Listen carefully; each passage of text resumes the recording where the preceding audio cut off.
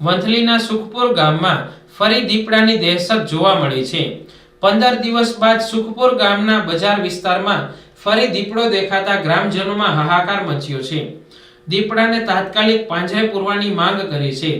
વંથલી તાલુકાના સુખપુરમાં 15 દિવસ બાદ ફરી એક વખત દીપડો દેખાતા સમગ્ર ગામમાં ભયનો માહોલ સર્જાયો છે।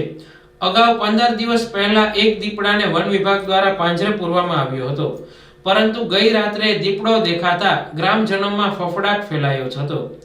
ગામના પાદરમાં ખોડિયાર મંદિર નજીક ટાંકા પાસે વન વિભાગ દ્વારા 2 દિવસથી પાંજરું મૂકવામાં આવ્યું હતું, પરંતુ પાંજરું બંધ હાલતમાં હોવાનું ગ્રામજનોએ જણાવ્યું છે। ગઈ સાંજના સમયે દીપડો પાંજરા નજીક દેખાતા માર્ગ પરથી પસાર થતા લોકોએ વિડીયો ઉતારી સોશિયલ મીડિયામાં વાયરલ કર્યો હતો। દીપડાની હાજરીને લઈ ગ્રામજનોએ વન વિભાગને વારંવાર ફોન દ્વારા જાણ કરવા છતાં સમયસર જવાબ ન મળતા લોકોમાં ભારે રોષ અને ભય જોવા મળ્યો હતો। રાત્રિના સમયે ગામમાં લોકો બહાર બેઠેલા હતા ત્યારે અચાનક દીપડો દેખાતા અફડાતફડી મચી ગઈ હતી।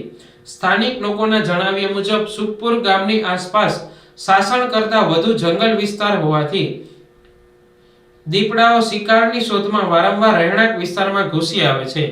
અગાઉ પણ દીપડાઓ દ્વારા પશુઓનો શિકાર કરવામાં આવ્યો હોવાની ઘટનાઓ બની ચૂકી છે, તેમજ લોકો નજીકથી દીપડો પસાર થવાના બનાવો પણ નોંધાયા છે।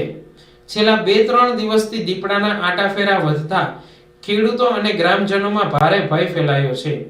વાડી વિસ્તારમાં રાત્રિના સમયે દીપડાના અવાજ સંભળાતા હોવાથી બહાર નીકળવામાં પણ ડર લાગે છે।